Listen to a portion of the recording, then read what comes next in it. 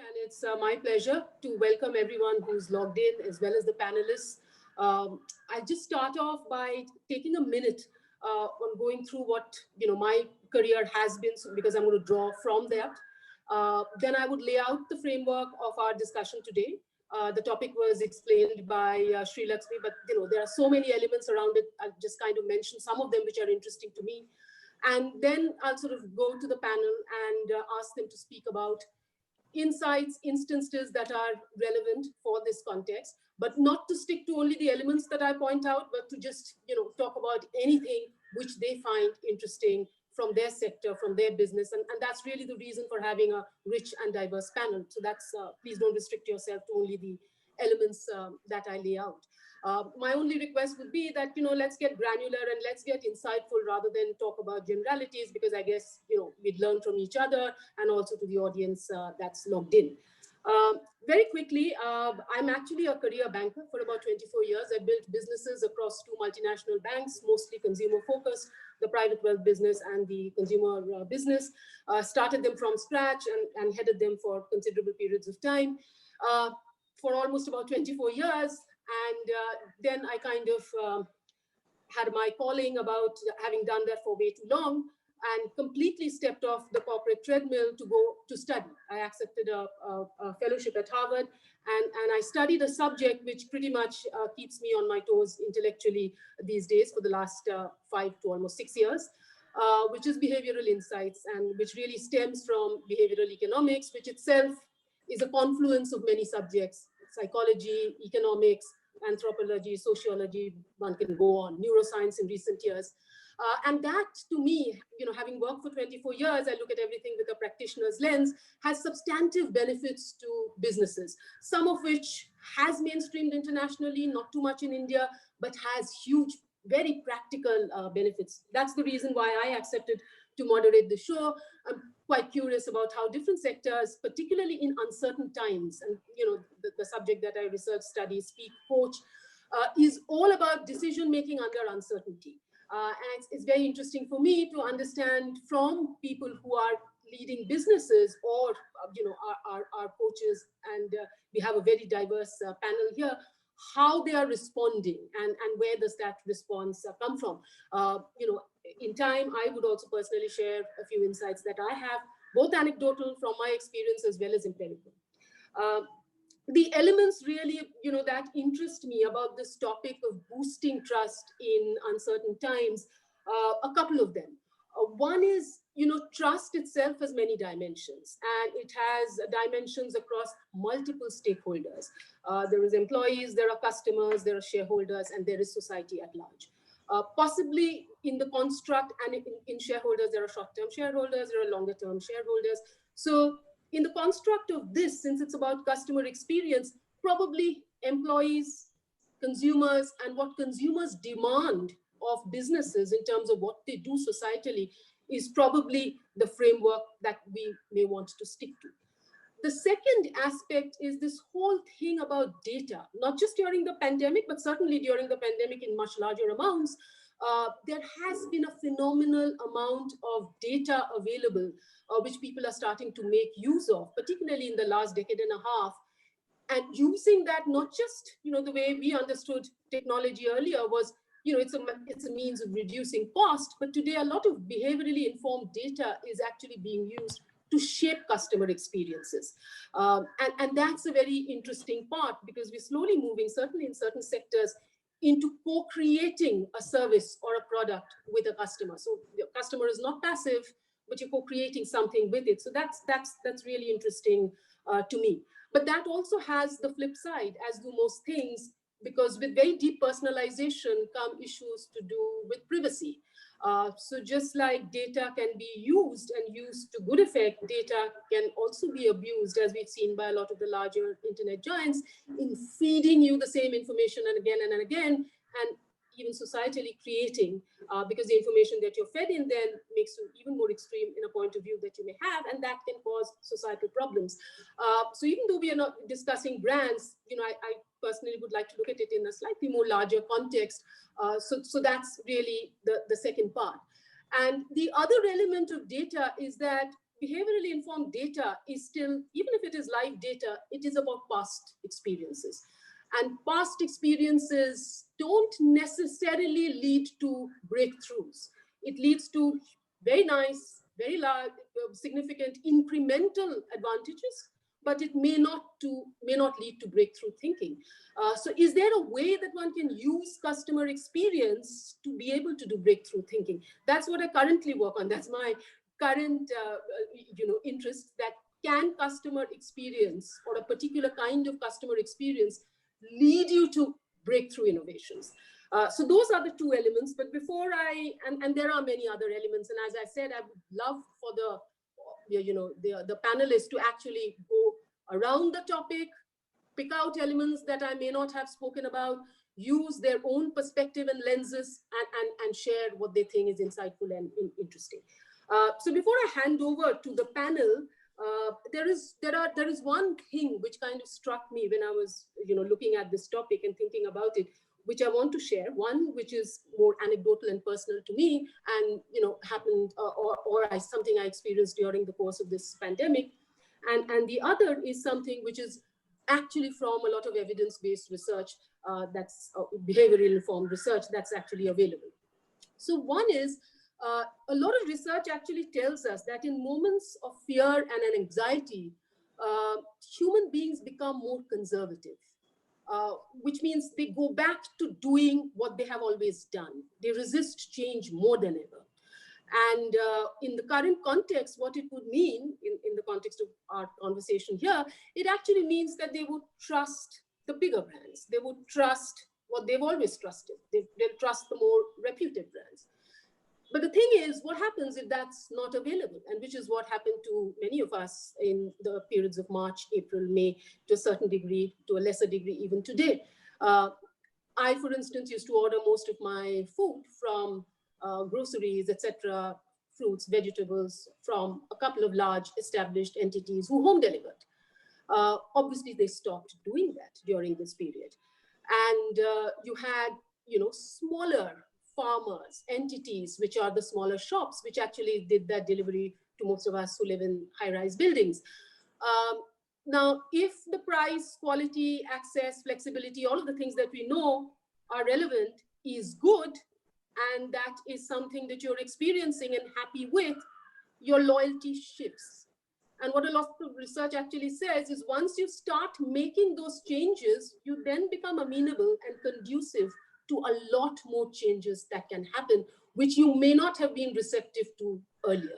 So to me, the reason why I bring this up is it actually, like any crisis, can also be looked at as an opportunity. This is one opportunity, and I'd love to kind of hear if anybody is interested in taking up from there and saying, how have any of the other businesses in the respective sectors that you're in realized or made use of this opportunity? I just mentioned one or two, and I know now that I would not go back to who was serving me earlier unless there are significant problems that I face with the set of people who are much smaller entities who are serving me and serving me well. So that's the anecdotal part.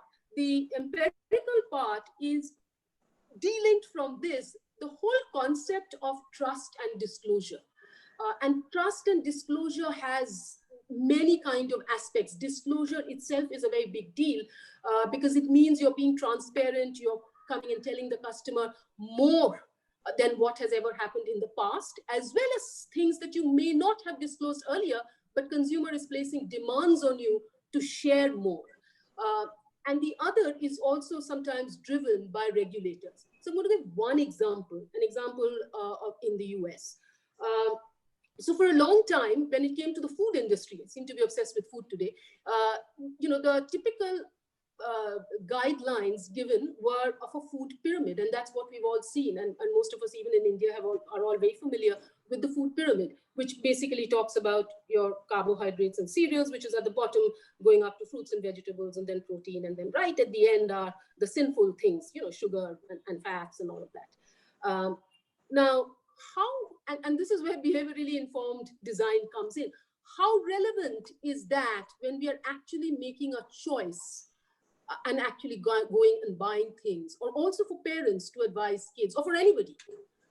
So in 2011, after a lot of work done by behavioral scientists, it moved to what goes in the US by the name of my plate. So the pyramid got changed by a plate. A plate is what we normally have our food in. And the plate, the same percentages were then carved out on the plate.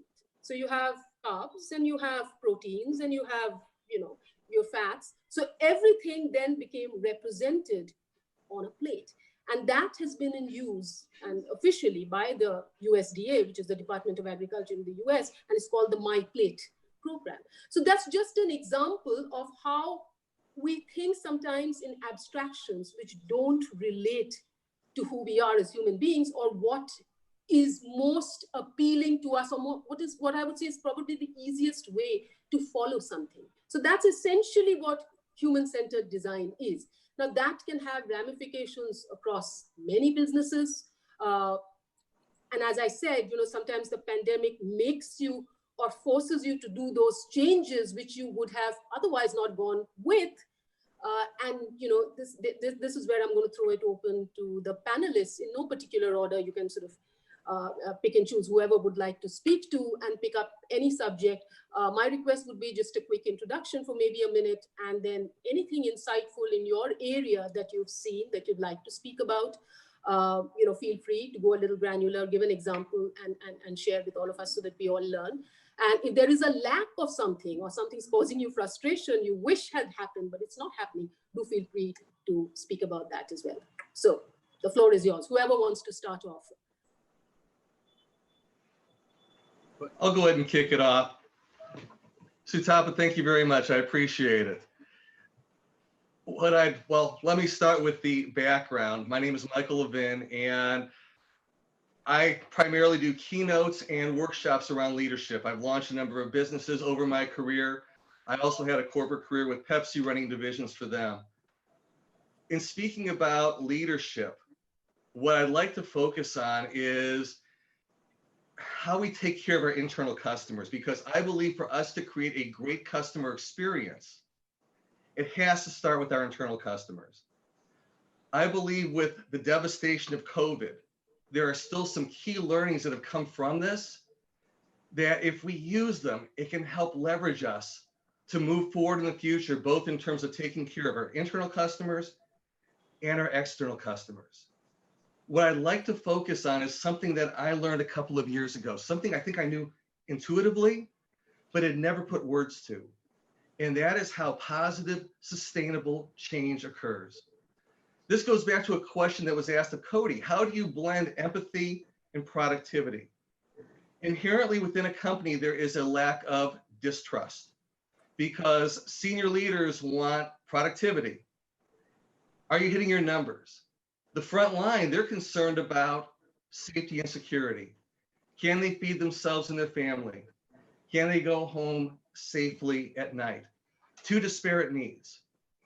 Inherently with COVID, we have common needs. It's created a common conversation. Those two common needs are, all of us want to go home and be healthy. As well, for many of us, we want our businesses to survive so we can provide for our families.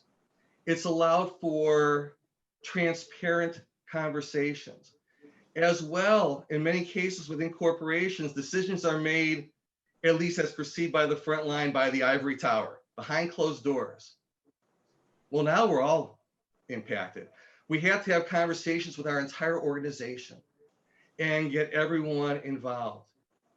As well, another thing that has happened that helps create this transparency, which inherently will improve customer experience, is we're all vulnerable. As leaders, we have to show our vulnerability because we're all impacted. We're all touched by this in some way. So with that, let me share how COVID has taught us how change occurs. The first step in change is communication. We have to talk with all of those involved and impacted. And with COVID, we had to talk with our entire team. How is this impacting us? How are we going to work together so we can work safely, make sure we take care of ourselves and each other, and make sure we take care of our business? What that leads to is stage 2 in change, which is culture.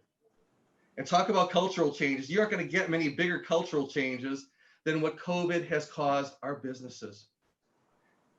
It allows for us to come together to realize culturally, how do we need to shift as an organization so we can operate safely, so we can all work together and know we are going home COVID free, which leads to the last stage, which is process. Typically, we start with process changes. It's actually the last step, not the first. We do that because as leaders, we want to fix things. We got to fix things, and that's what we do. We immediately go to fixing. And instead, the process changes are what happens last. With COVID, we've done that organically. We had to talk with all of our people. We had to determine the cultural changes we need to make. And then together and collectively, we can make the process changes necessary.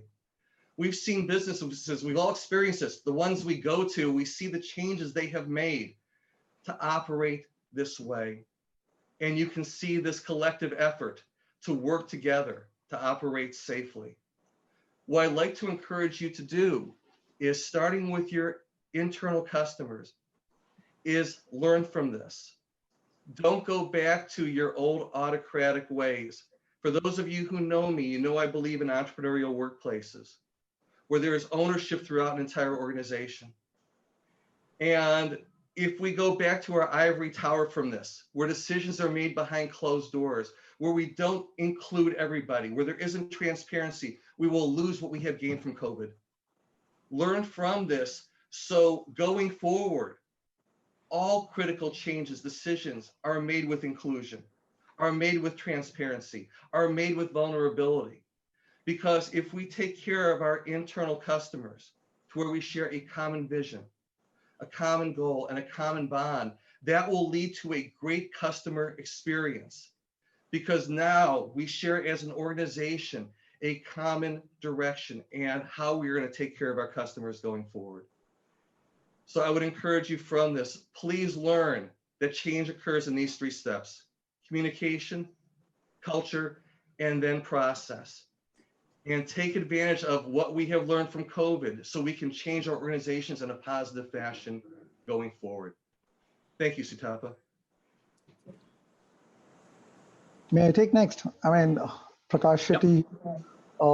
I've been in the financial sector for almost 2 decades now. Having said that, I would connect more to what is today, right? The impact in which we are going through in the last 6 months and the learnings are immense. What I take from here is how quickly we can adapt to change at this point of a time. It's very critical. How can we really connect with customers in a contactless environment, which is very critical for us, right? And lastly, I'd also look at how we connect with our own employees, which is very, very important for being with them at this point of a time. So this is what I would look forward from this panel while we talk, and also from different experts from different industries to know what are your thoughts. But just taking a point from what I took from Michael and Sutapa is like, the graph of fear and anxiety is not at its peak today, right? The human power is so strong, we're trying to overcome that. We're trying to look for a new tomorrow, right? I'm sure we will overcome this in short period. Having said that, in an environment in a business and what we are in a financial sector business. 6 months back, fear and anxiety was at its peak. It was at its peak, right? What was important for us being in financial sector was to create a framework which can communicate to customer, which can talk about how they can reach to customer seamlessly. It was very important for us to build this.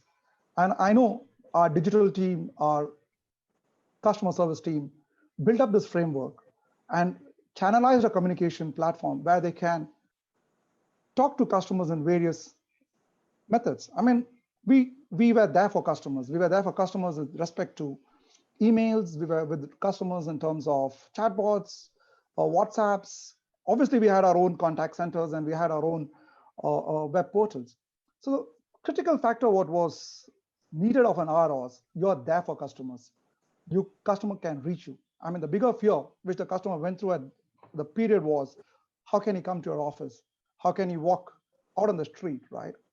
So we did enough communications to tell customers, look, we are here.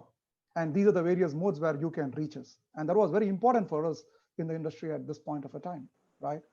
And how well we can communicate, how transparent can we be there. And that played an important role. See, I can cite a small example to this. During those 6 months, financial sector was largely impacted. Customers were impacted. Thanks to the regulators, banks, NBFCs, we did come up with various schemes. We did come up with moratoriums. We had something called Atmanirbhar for customers. We're today talking about restructuring. See, all these products, practically when we talk about, it needs a lot of communication. It needs a lot of confidence and faith for customer to talk to you. When we did moratorium to customer a couple of months back, communication played a very, very important and a vital role for us. We did reach to customers in various channels. Obviously, the contact center available across the time. And we had chats, we had customer to write to us, we had our self-service portals, which is there. To an extent, we also did a small video and circulated across various channels, including the social media, right? And every handle was there. So this gave customer the confidence of when he's looking for a moratorium where his repayment schedules are getting changed, it gives him a confidence of what he is signing up for, right? It was very important for us, being a finance company, fair and transparency becomes a critical part of our business. We need to give him and communicate to him what his new repayment schedules are, right? So that was one example which I can always talk about where we played to sizable population of customers who really went and applied for moratorium. And we also did a CSAT survey on this post the moratorium was done. I think we had fairly good scores on when we did that. What we understood in this whole journey, and as we build this two pillars of ours, we thought, one, the communication is a very, very critical field, and the reach. I mean, we need to be everywhere. We need to be there for customer. He not walk to our office. So that played a very, very different an impact for us. See, while we all have behind our mind, right? We have this fear, we have this anxiety. I'm sure this is not going to remain for long. It is going to move on. It is going to really move on, right? And we all need to be posed for new tomorrow. I mean, we need to adapt to this change much faster. I think as managers, as leaders, it's important for us to be there for our employees too. Communicate to them at this point of a time how this changes. I think all this complements together to get this fear and anxiety from the customer. Right. Can I go next? Yep, sure. Yeah, hi. So, I've been in the fashion business for the last 25, 30 years of my life. Starting off as a designer and then, being the first fashion editor in India, starting the first fashion magazine, to launching fashion weeks in India, to, representing Indian art biennales, as well as, helping Amazon launch in India as their creative director over the last 7 years, fashion really over the last 7 years. And apart from that, being a consultant to and dressing a lot of the leading celebrities and biggest brands in India, all textile brands in India. And apart from that, I'm a filmmaker. So films of mine that I've made, which have social context but related to fashion, have been invited to open film festivals in Brisbane, and other short films that I've done where we build in the social context of the space that we live in with the fashion and lifestyle that we're looking at.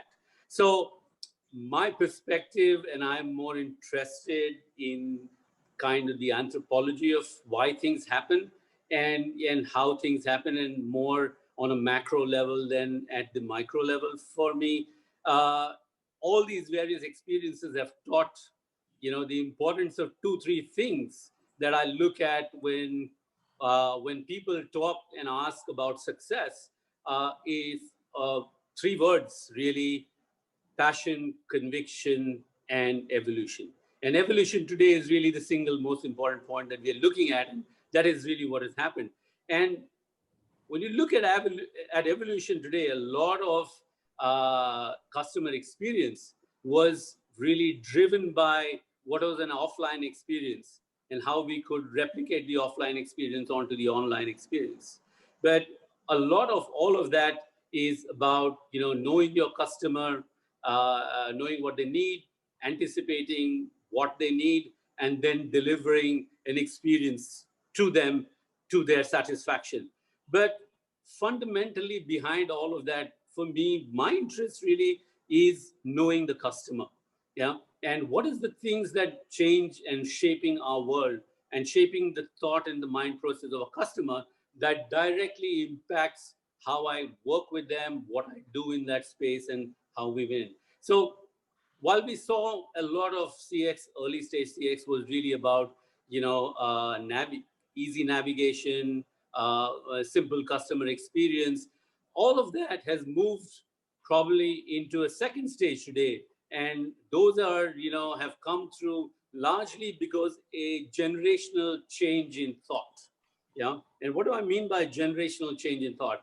I mean, I think today, if you look, a millennial at 38 and Gen Z at 21, our people are children of a generation who never had to fight a war, who never had to really work, struggle that hard. Economies have been developed, so kids had really good education. Most of them had access to stuff. And that has really shaped a lot of their minds and thought processes, And as opposed to what is happening, I would see all of this culminating is what is happening today, maybe in America, where people are standing up against, for Black Lives, Brexit, and a tectonic shift in what the young generation wants. And this is almost a clash of generations, a generations in the way of thinking where there is a worldly wise thinking of a generation clashing with a conservative thought of the old world. And, we just spoke about how in times such as COVID, we want to go back to a safe space. And the new safe space has changed. And we are looking at a safe space that is completely driven by the idea of a sense by the millennials, Gen Z, on ideas around sustainability, responsibility, and environmental awareness, And for me, every brand or every new brand that looks at the road ahead, whether it's a brand, whether it's a banking brand, clothing brand, any brand today, really needs to take cognizance of this mindset shift that is happening, and you're looking at that right across. I mean, even the example of what just happened yesterday in Thailand, a country that reveres their king so much, saw for the first time young kids standing out there and asking for a change in the way they live their lives, asking for democracy. It was never a time when something like this happened. And the fact that the flatness of the internet, the easy availability of all of that has really changed and shaped a lot of mindset. And so for brands, really, for customers today, a lot of these customers and a lot of this driven by these generation are asking for all of these things, And, I can talk of a brand today that does something like this, is a brand that is radically transparent, a brand called Everlane that works out of, products where are made in socially responsible factories, wages, and transparency of pricing. Yeah. And that was never thought. You couldn't think of any brand doing that before. But today, they're one of the largest growing brands on the internet, serving customers and understanding the new customer. And really, customer experience really is about understanding this generation. I know a lot of us are thinking about, what do we do now to save this situation? But this situation is understanding why this situation has come up, and not just COVID. It is a shift that has happened over the last 5-10 years.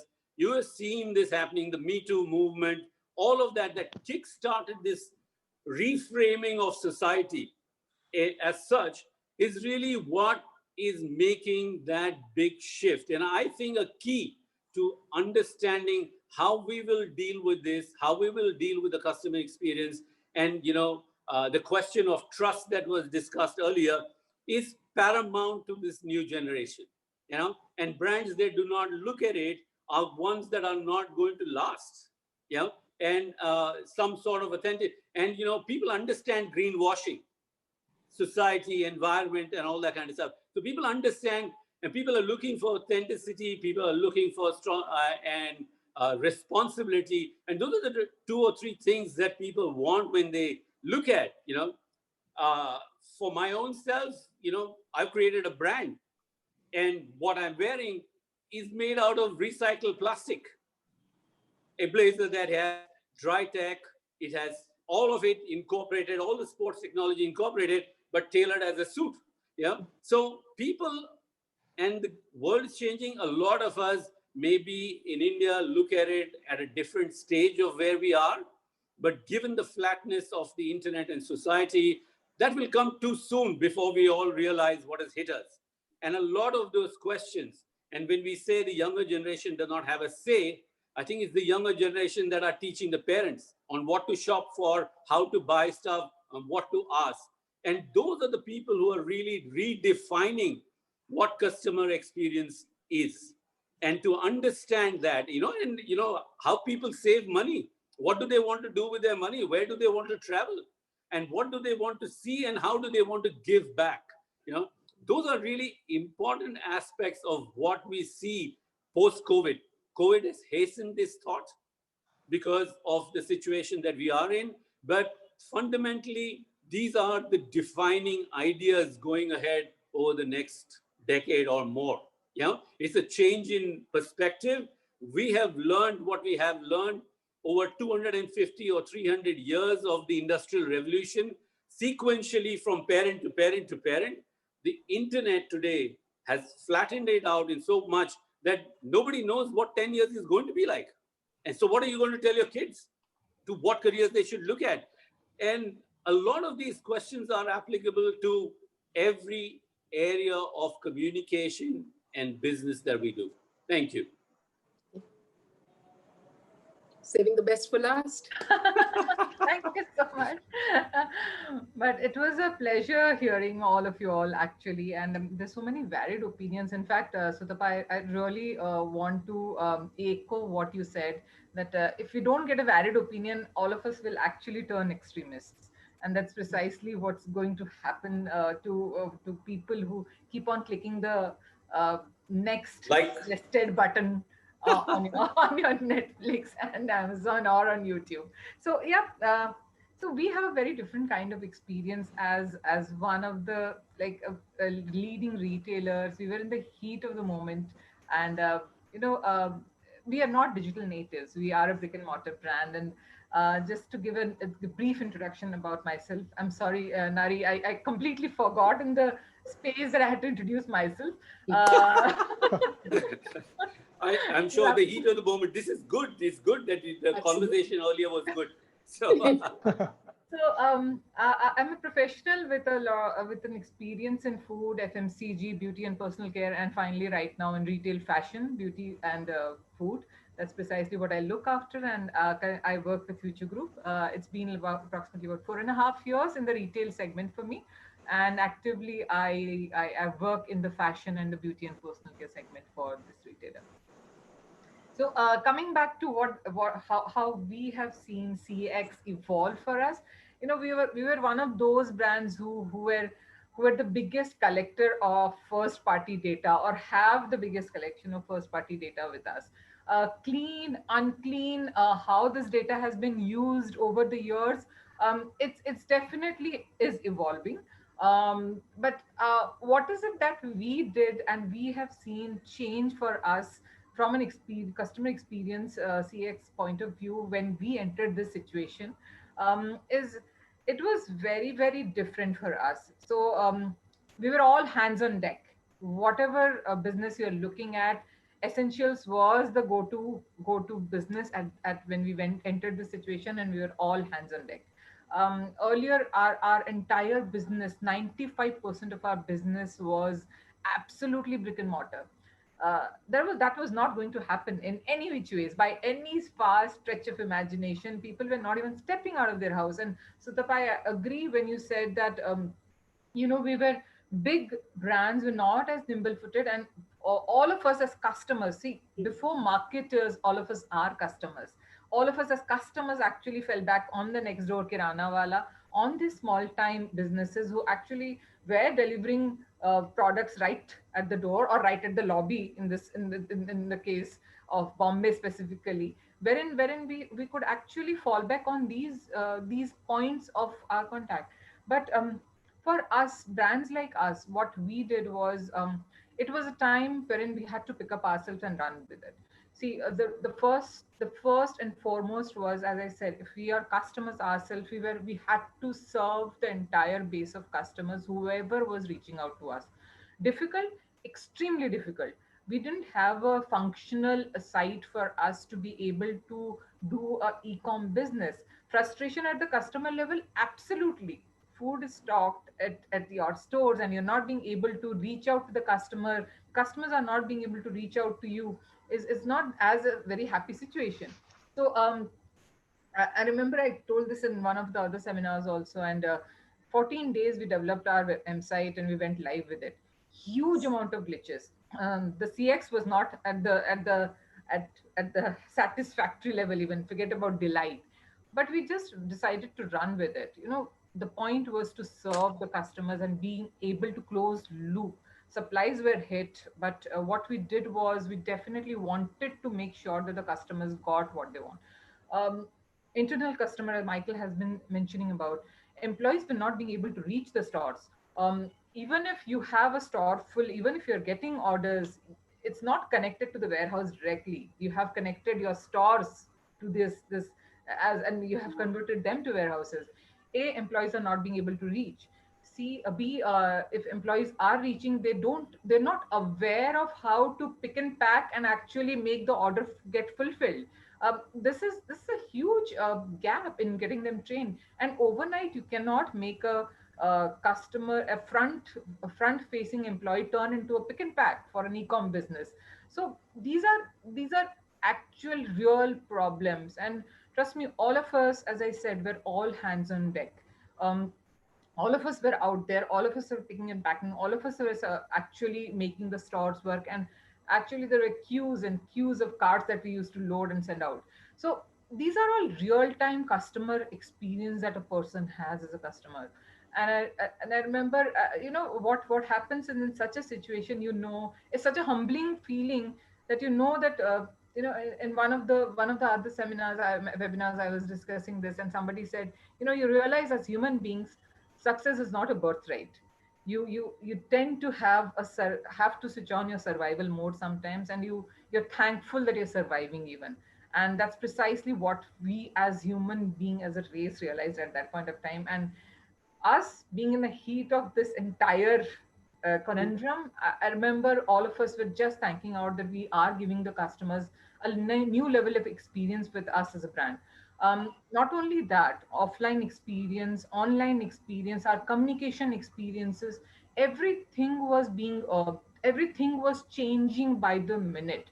And we were holding forts. We had developed war rooms for us to be able to um, address these situations.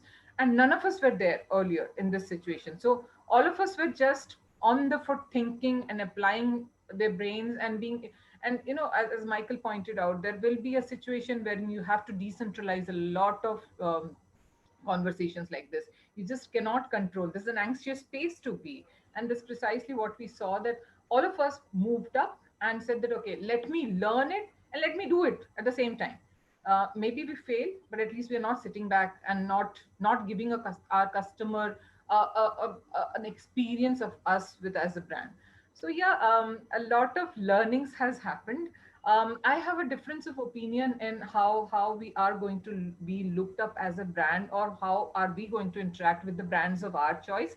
Um, yes, there was a time wherein I thought that most of us were looking for a product or a category rather than a brand. And that was definitely happening during the early stages of the situation. But as and when things warmed up and things have really relaxed a little bit, I think most of us are stepping back to our warm circle. And as Prakash said, we are not going to be in this situation forever. We're going to come out of this situation and we'll find a balance for sure. It's not going to be all unidirectional for a really long time. We're definitely going to be into a space wherein we'll be able to find a balance between how people are going to interact with a brand. The only thing a brand can survive is to have a lot of uh, you talk. Like when we speak to a customer, it's like I am you. If you are in soup, I'm in soup as well. And it's not about me in soup as a brand, it's me in soup as a customer, as a human being as well. So that's a speak, that's the raw speak, that's a true and honest speak that a brand needs to be really speaking to, for us to be able to make a customer believe that will be able to give you a good customer experience. So yeah, that's me. Okay. So I'm not sure we'll have the chance to probably go around again because Sri Lakshmi has been sort of messaging me to complete, I think, by 4:55 or 5. But there were some very nice common threads, even though all of us come from very diverse backgrounds and do fairly different things. I mean, many of you touched upon sustainability. Many of you touched upon the fact that it has to be a very inclusive environment, starting from the bottom rather than top down. We talked about the fact that transparency is the need of the hour. I come from the banking world where, and even today, to be honest, there is a lot of so-called opaqueness that we are yet to overcome, right? We have terms and conditions document which are written in microscopic print and run into 10 pages so that nobody reads them but signs it off. And with that, you're signing off privacy, you're signing off pretty much everything, very much party to that. But, and Nari, you spoke about the whole concept of looking at what's to come and the generational shift and how that defines. I want to just probably, before we open it out to for question and answer, touch upon one point which I kind of alluded to, and that's a very interesting point to me. And if we have a little bit of time, maybe one of you can sort of share if there's anything happening around that. So, big data and everything that it reveals helps us fine tune, create services which are more tailored to the average customer, right? And that's the same thing that conventional market research does, right? So you create incremental benefits using past data. But what would actually lead through real innovations? Because with the market cycles getting shorter, with the gig economy, the pandemic has certainly brought into sharp relief some of these things, but they were always there. But it's more real now than ever. So, what could be some of the other things that could be done? And, there's one thing which I in my workshops talk about, which is that we tend to not look at outliers. And by outliers, I mean, let me give very sort of graphic examples. An outlier would be a child, trying to open a can, or using a vegetable peeler to create something, right? So somebody who's not used to doing it is fumbling with it, which maybe somebody who's used to cooking would not, but that's what you use to be able to develop a vegetable peeler, which is as user-friendly as it gets. The other example, which was stunning to me, is something called closed captioning, right? Closed captioning is the same thing as subtitles, but goes deeper. So if you're watching a film, you have, and this was developed for people who are hard of hearing, right? So you have everything written out on the screen, right? 80% of the people who use closed captioning today are not hard of hearing. Okay. If any of you have children, I have an 18-year-old. She uses closed captioning all the time. She was amazed that I even knew something called closed captioning. She said, because they multitask, they're on the phone, but they're also watching. It has, of course, multiple other uses: restaurants, bars. If it's in English and that's not your prime language, you would want to see. That's another example. Cummins created ergonomic workplaces to encourage women to come to the factories. That workplace was sort of embraced by everybody because it's good for all. So sometimes when you focus on outliers, people who are not your main customer, don't fall into that big normal distribution in the middle, but are at the tails, sometimes you make something for them that creates breakthrough innovation. And the reason why I bring that up is because the environment that we're in, you need to do things which are a little bit, well, I mean, to use a cliched phrase, out of the box, rather than just continue to do what you've done, but do it better. So, anybody can sort of, I don't know, Sri Lakshmi, can somebody hazard any thoughts they have on this? Or do we open it out to questions? We'll rely on you. while we wait for her, I'll try and answer that. If from my perspective, I think that a lot of algos and everything that has been built into every IT system, or whether it's social media or online stores, are like there is one button, more of the same.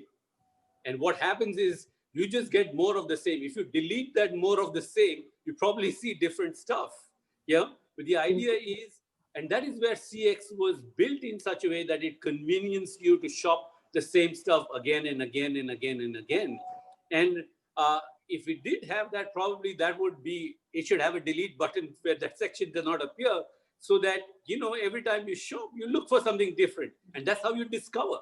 The thing is, a lot of all of this is addiction to building towards continuous shopping of the same stuff, and building and removing it would be probably one of the ways, at least in your mind, would be one of the ways to discover new stuff. And, and like I said, stories are important. People want to see different stories, else you get boxed down into fanatics of one story. Okay. Shri, I can just, yeah, please.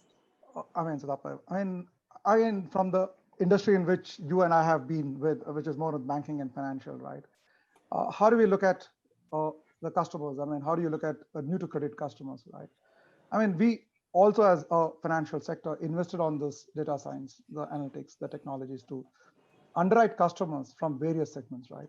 Today, I have customers where I have direct to customer channel, where customer can come into my web portal and look for a loan.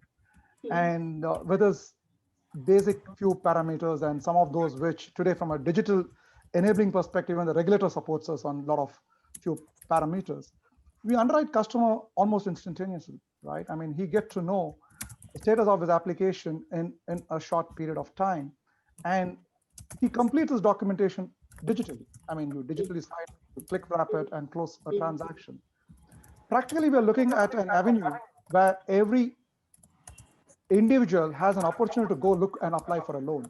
You may get a different size of loan, but you have that opportunity to go and apply, right? Things have changed from what it was earlier. You have to really walk into a store, or you need to walk into a branch and go apply for a loan. And I don't think the focus on new to credit was existing earlier. Today, that's made a lot of difference. You have someone who's just out of college who's applying for a loan, and he can get to know what is the status, right? So I think directionally we will change. And yes, we all know this pandemic has made some of the CEOs and CTOs to think much faster than what it was earlier. I'm relating to my industry more, where we were very, very conventional with talking to customer, meeting customer, dozens of papers before we underwrite a customer, right?